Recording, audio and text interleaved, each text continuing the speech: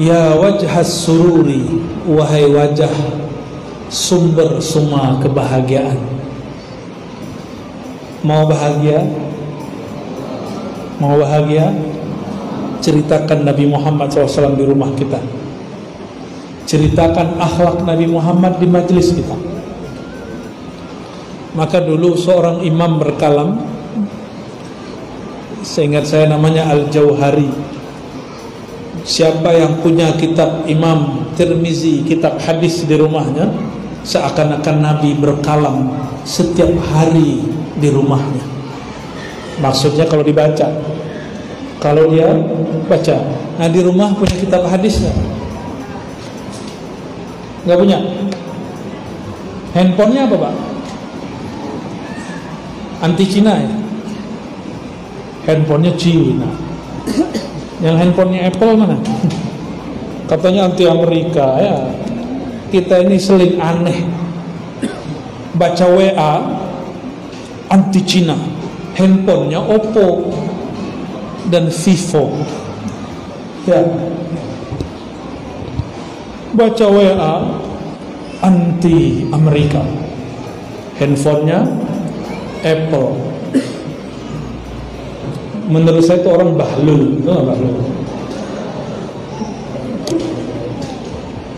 Nabi itu ketika beliau muncul di muka bumi sudah ada dua mata uang, dinar dirham. Dinar dirham bukan buatan Nabi SAW. Dinar dirham buatan Romawi dan Persia.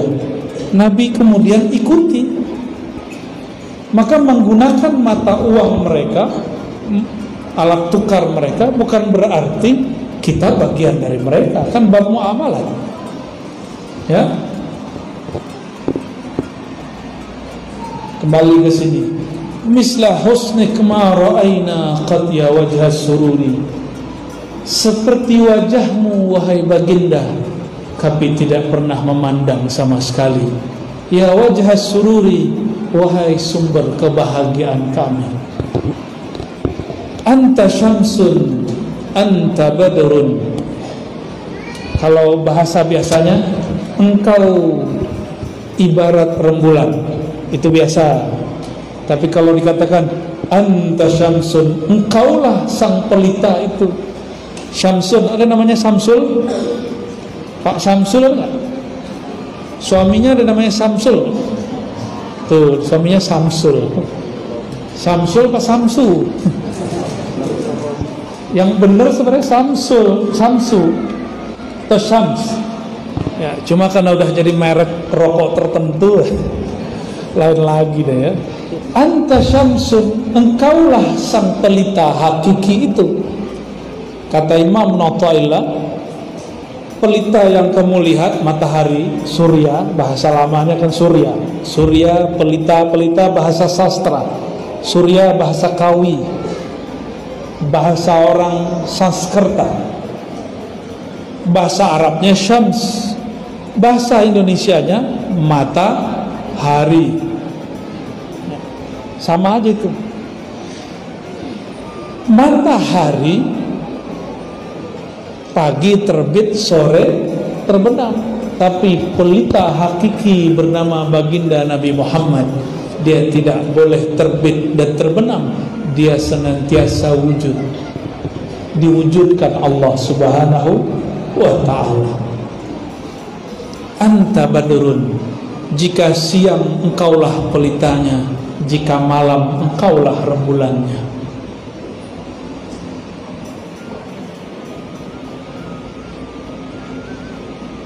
Maka kalau ada orang mimpi melihat matahari atau mimpi lihat rembulan, itu mimpi baik.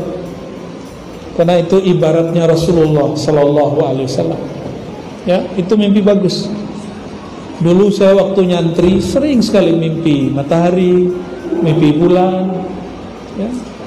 Guru-guru kita mengatakan, insya Allah satanalu ilman kathiran, engkau akan dapat ilmu yang tinggi. Ya, semoga doa mereka mustajab. Ya, semoga yang saya sampaikan setetes dari ilmu itu. Amin ya rabbal alamin. Anta nurun fawqa nurin. Anta, ente. Ya, anta, ente. Jadi bahasa halus anda. Anta, anda, ente sama. Engkaulah.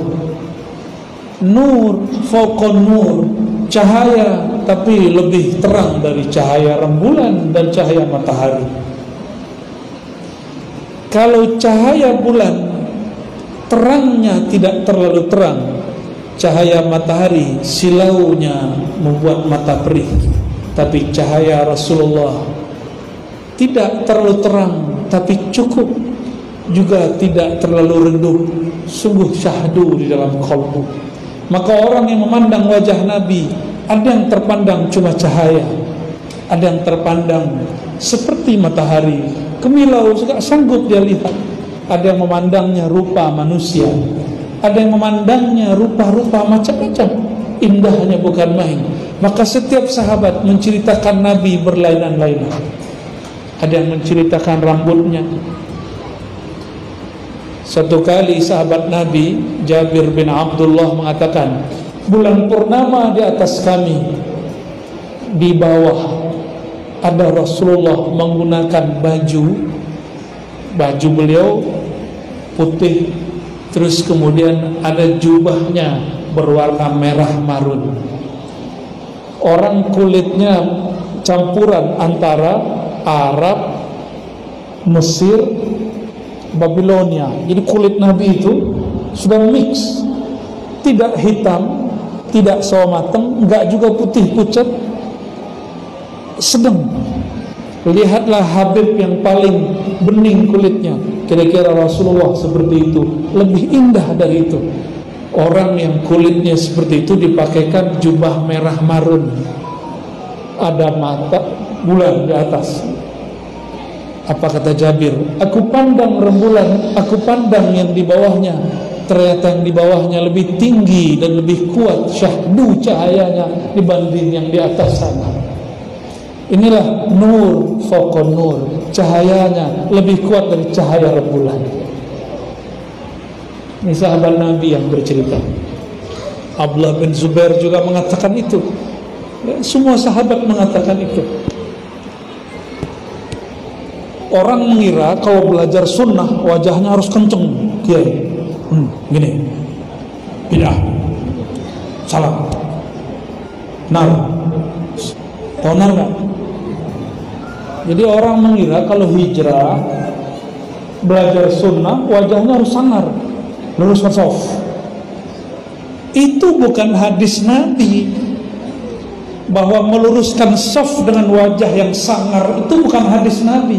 Itu peristiwa Sayyidina Umar kalah perang, maka dia minta isyarat kepada Allah. Ketemulah isyarat, ternyata barisan sholat tidak benar. Gimana mau berjuangnya benar? Maka beliau meluruskan, suruh anggotanya, panglima-panglimanya meluruskan saf dengan pedang. Kita bukan lagi musim perang, bro.